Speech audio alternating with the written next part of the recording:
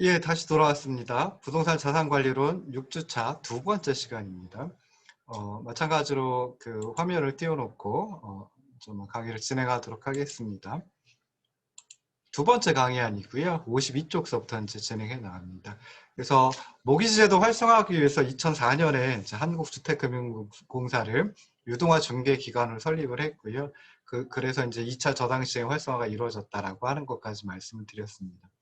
자, 그럼 여기서 이제 모기지 유동화라고 하는 거, 그러니까 부동산 저당 채권의 유동화라고 이제 생각해 볼 수 있겠죠. 그래서 요것은 죄송합니다. 예, 죄송합니다. 중간에 전화가 와가지고요. 예. 다시 강의안을 띄워놓고 시작하도록 하겠습니다. 그래서 모기지 유동화라고 하는 거, 우리말로 이제 부동산 증권화라고 이제 표현을 하기도 합니다. 그래서 이 부동산 증권화, 모기지 유동화는 2차 저당시장에서 유동성이 낮은 부동산 또는 부동산 관련 채권을 유동성이 높은 자본시장의 증권으로 전환하는 것을 이제 의미한다라고 생각을 하시면 좋을 듯 싶습니다. 그래서 대부분의 모기지 유동화는 즉 부동산 증권화는 부동산 혹은 부동산 관련 자산을 그 유동화 증개 기관인 특수 목적 회사 SPC라고 하는 곳에 이제 양도를 하고요. 이 SPC가 이것을 담보로 해가지고 증권을 발행해서 투자자에게 매각해서 자금을 조달하는 그런 형태입니다. 그래서 아까도 말씀드렸듯이 우리나라에서 2004년에 유동화 중개 기관 역할을 수행하기 위해서 한국주택금융공사를 이제 만들었습니다. 자, 그럼 이제 모기지 백드 시큐리티즈, 그러니까 우리말로 하면 좀 깁니다. 주택 저당 채권 유동화 증권이라고 아주 기는데요. 이걸 갖다 이제 줄여서 MBS라고 보통 표현을 합니다. 그래서 주택 저당 채권 유동화 증권 또는 이제 MBS라고 하는 것은 저당 대출 회사, 금융기관이 되겠죠. 또는 이제 투자자들이 자신들이 설정하거나 사들인 저당물, 그러니까 담보물이 되겠죠, 대부분. 그래서 저당물을 담보로 해서 발행하는 모기지 유동화 증권 또는 뭐 저당 담보부 증권이라고 이제 얘기를 합니다. 그래서 정확한 명칭은 이제 주택 저당 채권 유동화 증권 뭐 이렇게 이제 길게 얘기를 하는데요. 만약에 그 기초 자산이 주택이면 RMBS라고 이제 표현을 하고요. 기초 자산이 상업용 부동산이면 그때 이제 CMBS. 그래서 RMBS는 주거용 해서 레지던셜 앞자 따가지고 R을 붙였고요. CMBS의 C는 이제 커머셜 앞자 따가지고 이제 C를 붙였습니다. 그런데 뭐 우리나라뿐만 아니라 대부분의 국가에서 MBS라고 하면 이제 주거용 모기지, 즉 주택 저당 채권을 유동화한 RMBS 주택 저당 증권을 의미한다라고 생각을 하시면 좋을 듯 싶습니다. 그래서 우리나라에서는 뭐 계속 말씀드리는데요. 모기지 제도 활성화 그리고 장기 채권 시장의 발달을 유도하기 위해서 2004년에 한국주택금융공사를 설립해서 유동화 중개기관으로 이제 만들어 놨습니다. 그래서 한국주택금융공사는 이제 뭐 공신력이 있어야 되겠죠. 그래서 공신력을 높이기 위해 자본금을 정부가 전액 출자를 했고요. 그다음에 MBS 투자자들에게, 그러니까 연기금이라든지 리츠라든지 이런 회사가 되겠죠. 그래서 MBS 투자자에게 지급 보증을 제공을 해주고 있습니다. 그래서 손실이 발생하면 어느 정도까지는 보전을 해주는 그런 이제 제도를 가지고 있다라고 생각을 하시면 좋을 듯 싶습니다. 그래서 아래 그림이 이제 그 한국주택금융공사 홈페이지에 있는 요 모기지 제도, 그러니까 주택 저당 채권 유동화 제도에 대해서 MBS 제도에 대해서 이제 살펴본 것을 그대로 가져왔습니다. 그래서 아까 1차 저당 시장은 이쪽에 있는 이 부분이었죠. 금융회사와 이제 차입자 간의 관계였죠. 그래서 차입자가 이제 주택 담보 대출을 받고요. 그리고 이제 금융회사는 주택 저당 채권을 이제 담보로 갖는다라고 생각을 해볼 수 있습니다. 자, 이 금융회사 입장에서는 이렇게 이제 주택담보대출을 해준다. 그럼 만약에 그 대출할 수 있는 자금이 소진이 되면 더 이상 자금을 대출을 해주지 못하는 상황이 되죠. 그래서 이때 이제 주택 저당 채권을 한국주택금융공사에 양도를 합니다. 그러면 양도를 하면 그 대가로 대금을 받겠죠. 그놈을 가지고 금융회사는 이제 또 주택 저당 대출, 주택담보대출을 또 시행을 할 수가 있습니다. 자, 한국주택금융공사는 굉장히 큰 조직입니다. 그래서 한국주택금융공사에서 이런 양도받은 주택 저당 채권을 그냥 그대로 운용을 하면 안 되겠죠. 그래서 그것을 이제 별도의 한국주택금융공사 내의 신탁 계정에다가 자기 신탁을 합니다. 그래서 자기 신탁은 위탁자가 자기 또는 제3자 소유의 재산 중에서 특수한 재산을 분리해가지고 그 재산을 자신의 수탁자로서 보유하고 수익자를 위하여 관리, 처분, 운용 등을 한다고 선언하는 것으로 설정하는 신탁을 의미를 합니다. 그러면 자기 신탁을 한국주택금융공사가 주택금융공사 신탁 계정에 하고요. 그러면 그만큼 이제 대금을 한국주택금융공사가 가져다가 금융회사한테 이제 주택저당채권 양도받은 것에 대한 대금으로 지급을 하죠. 근데 이것이 이제 여기서 이제 끝나고 뭐 MBS를 발행한다라고 하면 좀 문제가 발생을 할 수도 있죠. 그래서 금융위원회에 이제 양도 등록을 하고요.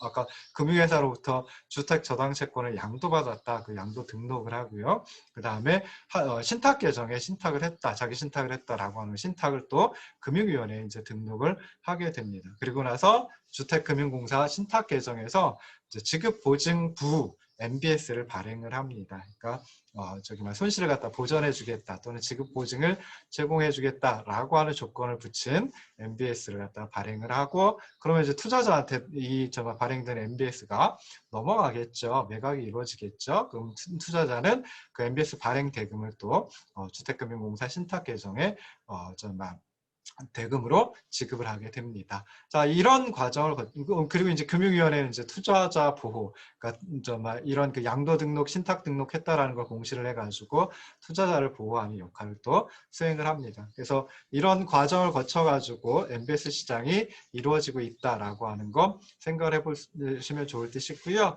그 다음에 MBS를 좀 더 원활하게 발행할 수 있도록 그 주택금융공사 신탁 계정을 관공서로 의제를 해가지고 촉탁 등기를 할 수 있는, 그러면 이제 조금 더 빨리 등기를 할 수가 있거든요. 그래서 그런 등기 특례 제도가 시행이 되고 있고요. 그 다음에 최적의 MBS 발행 시점을 선택할 수 있도록 주택 저당 채권을 매입해가지고 일정 기간 보유할 수 있도록 하는 그런 또 제도도 시행을 하고 있습니다. 그래서 우리나라의 MBS 그 시장 규모를 갖다 통계로다가 한번 살펴보면요.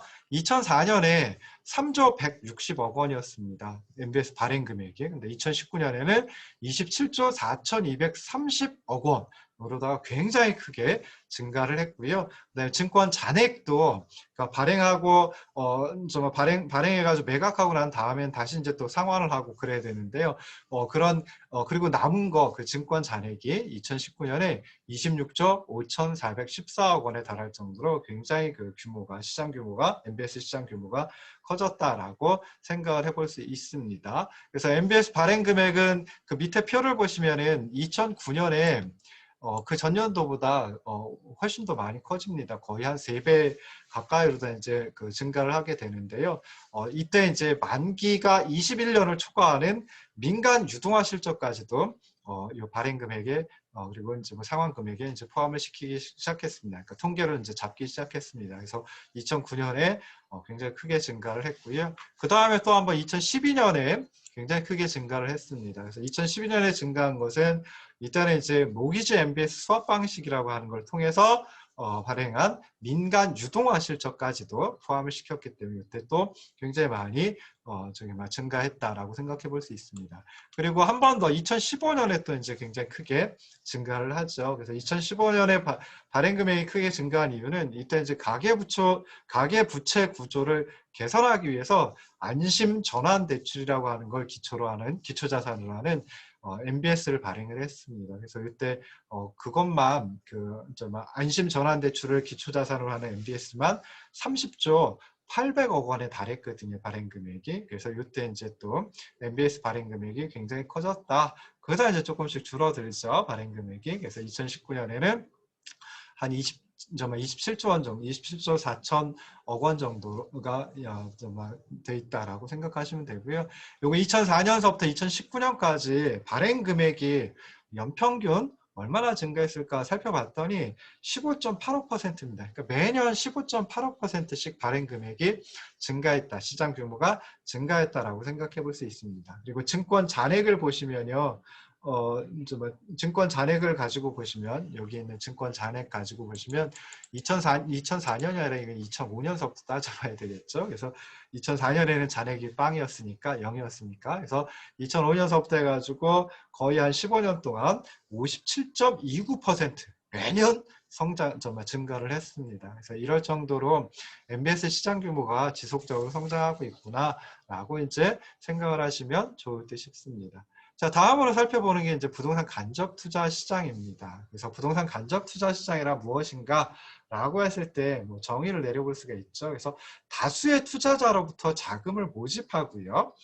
이 자금을 가지고 부동산 또는 부동산 관련된 유가증권 또는 부동산 관련된 대출 뭐 이런 걸로 운용을 하고요. 그리고 수익을 얻으면 그 수익을 다시 투자자에게 분배하는 부동산 간접 투자 상품이 거래되는 시장. 이것이 이제 부동산 간접 투자 시장이다라고 생각을 하시면 좋을 듯 싶습니다.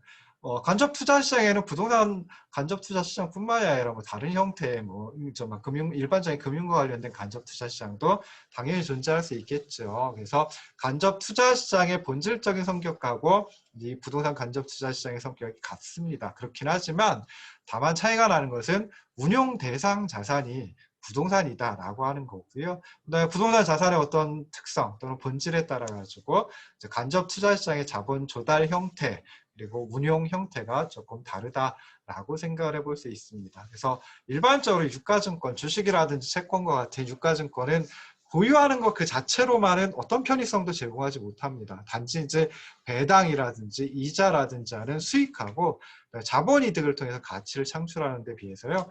부동산 자산 가치, 즉 수익과 그다음에 자본이득 을 통한 자산 가치와 함께 실제 생활에서의 사용 가치, 즉 보유하고 그다음에 사용함으로써 얻는 편의성 이것까지 동시에 내포하고 있다라고 하는 이런 어떤 그 특징이 있다라고 생각을 하시면 좋을 듯 싶습니다. 그래서 간접 투자 시장이라고 하는 것은 이제 투자의 전문가가 투자자 대신에 주식, 채권 등의 유가증권 또는 이제 뭐 아까 부동산 간접 투자 시장 같은 부동산에 투자하고 그 수익을 투자자에게 분배하는 간접 투자 상품이 거래되는 시장이다. 이렇게 이제 또 이제 정의를 내려볼 수 있겠죠. 그래서 그 둘을 갖다가 부동산 직접 투자 그리고 부동산 간접 투자 나누어 가지고 생각을 해보면요. 부동산 직접 투자는 개인 투자자가 직접 투자를 하는 거죠. 그러니까 좀 안정성 측면에서 안정성이 적다라고 생각해 볼 수 있고요. 반면에 투자의 위험은 증가된다라고 생각해 볼 수 있습니다.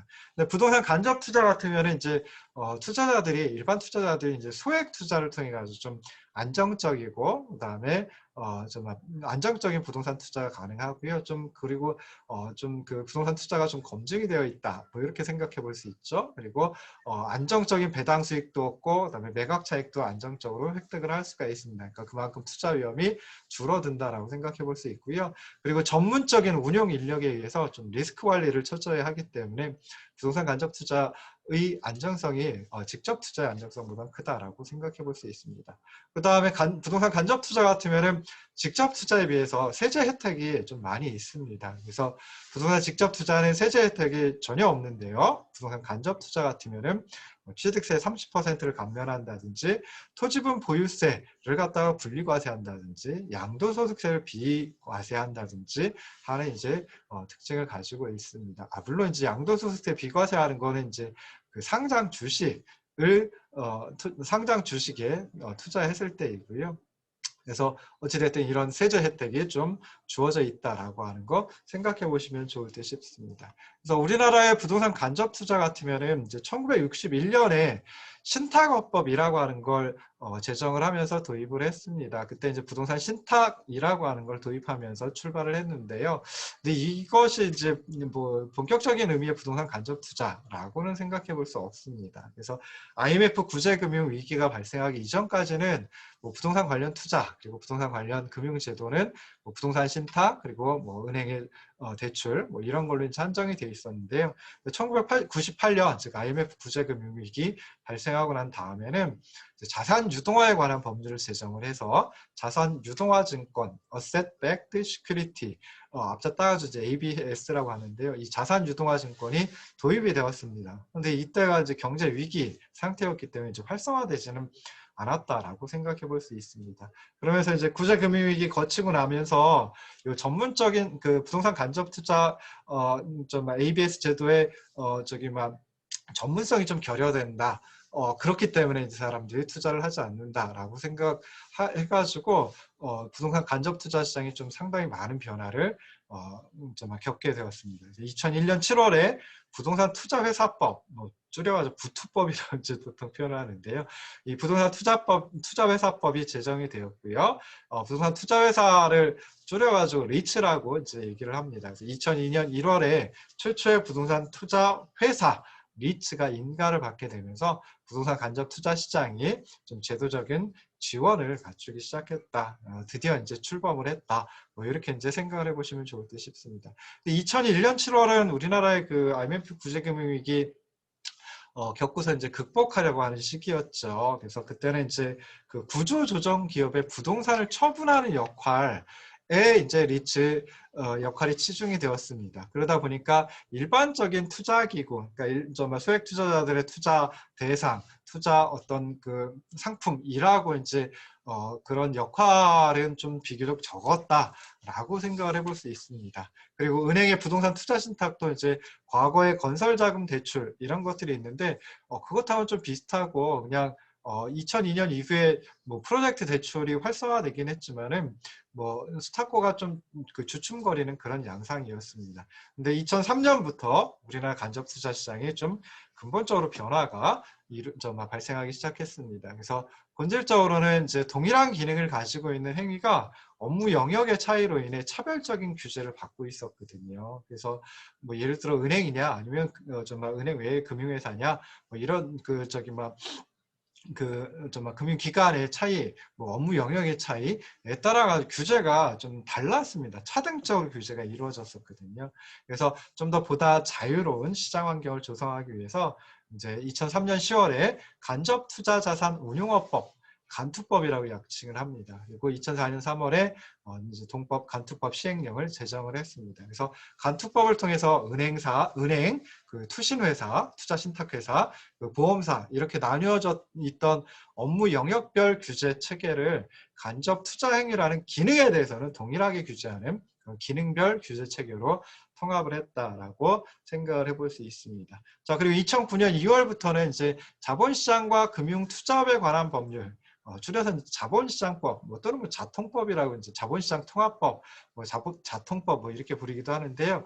정식 그 약칭은 자본시장법입니다. 그래서 자본시장법이 2009년 2월서부터 이제 시행이 이루어졌고요. 그러면서 금융투자업 상호 간의 겸업이 허용이 됐고, 그다음에 규제가 포괄주의 규제로 전환이 이루어졌습니다. 투자자 보호를 확대하고 증권사의 지급 결제 업무를 허용하는 그런 이제 어떤 규제 완화 이런 것이 이제 이루어졌는데요.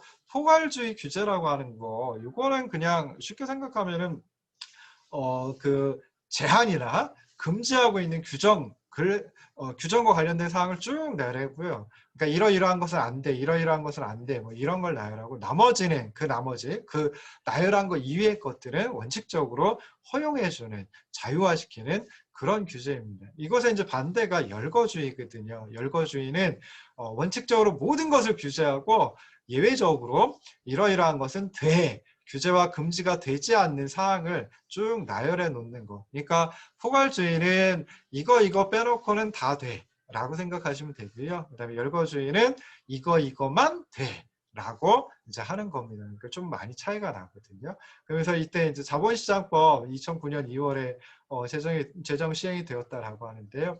이때 이제 그 간투법은 이제 폐지가 되면서 간투법상의 부동산 간접 투자 기구 요걸 갖다가 승계해서 부동산 집합 투자 기구, 부동산 펀드로 이제 명칭을 바꿨습니다. 그래서 부동산 펀드도 우리가 부동산 펀드 얘기를 많이 하지만 줄여서 REF라고 하기도 하지만은 정식 명칭은 부동산 집합 투자 기구입니다. 그래서 주요 연역을 갖다 이제 55쪽에 쭉 정리를 해놨습니다. 그래서 큰 것들만 조금 전에 이제 설명을 드렸었는데요. 보시면은 1998년 4월에 이때 이제 그 은행의 부동산 투자 신탁 제도가 이제 도입이 되었다. 그래서 2000년 7월에는 부동산 투자 신탁 상품이 판매가 처음 이루어졌습니다. 96년 9월에 자산담보부증권 제도, 그러니까 ABS 제도를 도입을 했고요. 99년 4월에는 주택저당증권 제도, MBS 제도를 이제 도입을 했습니다. 그리고 이제 보시면은 2001년 7월에는 이제 자기관리 리츠, 그러니까 부동산 투자회사 리츠라고 하는 제도를 도입을 했고요. 이때 이제 자기관리 리츠 그리고 CR 리츠라고 하는 기업 구조조정 부동산 투자회사 CR 리츠 이것도 이제 추가적으로 도입을 했습니다. 그리고 2004년에는 부동산 펀드, 부동산 간접 투자 기구 제도를 갖다 도입을 했고요. 그다음에 2004년 12월에는 이제 그 회사 형태의 부동산 투자 회사 제도를 갖다가 이제 또 도입을 했습니다. 2005년에는 위탁 관리 리츠를 도입을 했고요. 그리고 2007년에는 개발 전문 리츠라고 하는 걸 도입을 했는데요. 이 개발 전문 리츠는 2015년에 이제 폐지가 됐습니다. 그리고 2009년에는 아까 말씀드렸던 그 자본시장법이 제정이 되면서 이제 간투법은 사라지고요. 그래서 부동산 간투법상에서는 부동산 간접투자기구라고 했었는데 이것을 자본시장법에서는 부동산 집합투자기구라는 명칭으로 정비를 했다라고 하는 거 생각해 보시면 좋을 듯 싶습니다. 56쪽에 보시면은 현재 우리나라의 그 부동산 간접 투자 시장이 어떻게 구성이 되어 있는지 이제 살펴봤는데요. 부동산 투자회사 리츠, 그리고 부동산 집합 투자 기구인 부동산 펀드, 그리고 프로젝트 금융 투자회사 PFB, 그리고 자산 유동화 증권, 여기에 이제 MBS라고 하는 주택 저당 증권이 이제 포함이 된다. 주택 저당 채권, 유동화 증권이라고 하는 게 이제 포함이 된다. MBS가 포함이 된다라고 생각하시면 되겠습니다. 근데 이제 적용받는 법률이 조금씩 달라요. 그래서 부동산 투자회사 리츠 같으면 부동산 투자회사법, 부투법에 적용을 받고요. 네, 부동산 펀드, 부동산 집합 투자 기구라고도 하는 REF는 자본시장법에 적용을 받고, 그 다음에 프로젝트 금융투자회사 PFB는 법인세법에 적용을 받고요. 자산유동화증권 ABS는 자산유동화법을 적용을 받는다라고 생각해 볼 수 있습니다. 그래서 간접투자기관이라고 하는 거 자본시장법, 부동산투자회사법, 법인세법, 자산유동화법에 적용을 받는데 부동산과 관련해서는 그 이제 부동산 펀드 그리고 리츠가 투자 대상이 부동산이 되고요. 그다음에 법인세법에 적용을 받는 PFB, 프로젝트 금융투자회사 같은 경우에는 이제 부동산 개발이라고 하는 특정한 사업에 대해서 투자를 할 수 있습니다. 그 자산유동화법 중에 이제 자산유동화법에 적용을 받는 ABS 중에 MBS 같은 경우에는 이제 부동산을 대상으로 해가지고 또 발행이 이루어진다라고 생각을 하시면 좋을 듯 싶습니다. 그래서 이렇게 이제 여러 가지 것들 그 나누어 가지고 부동산 간접 투자 시장을 살펴봤는데요. 부동산 간접 투자 시장에서 투자의 대상이 되는 부동산 투자 간접 기구는 근거 법령, 적용받는 법령, 그리고 구조 이런 것들에서 이제 상당한 차이가 존재합니다. 그래서 근거 법령도 차이가 있고요, 형태도 차이가 있고요, 최저 자본금도 부동산 투자회사나 그 프로젝트 금융회사, 프로젝트 금융 투자회사 같은 경우에는 최저 자본금 규제도 있습니다. 부동산 펀드는 규제가 없습니다. 그 다음에 주식 분산 요건도, 그러니까 이것도 일종의 규제죠. 그래서 이것도 이제 그 부동산 투자회사 그리고 프로젝트 금융 투자회사 같은 경우에는 이제 제한을 받는데요.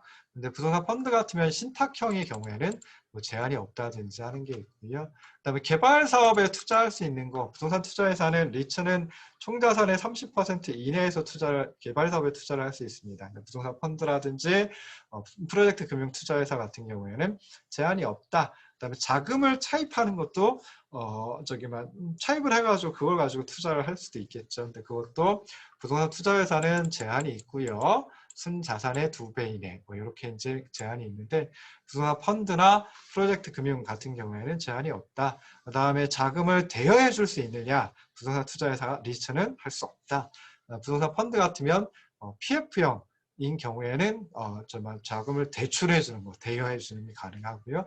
프로젝트 금융 투자회사는 그냥 자금을 대출하려고 하는 목적에서 만들어진 거니까 제한이 없습니다. 그 다음에 세제 혜택은 거의 비슷합니다. 그래서 90% 이상을, 그러니까 수익의 90% 이상을 배당한다라고 하면 이제 법인세를 비과세하는 그런 식으로 해가지고 동일한 세제 혜택을 부여하고 있다라고 하는 거 생각을 해볼 수 있습니다. 자, 이렇게 해가지고 그 부동산 간접 투자 시장의 의미에 대해서까지 이제 살펴봤고요.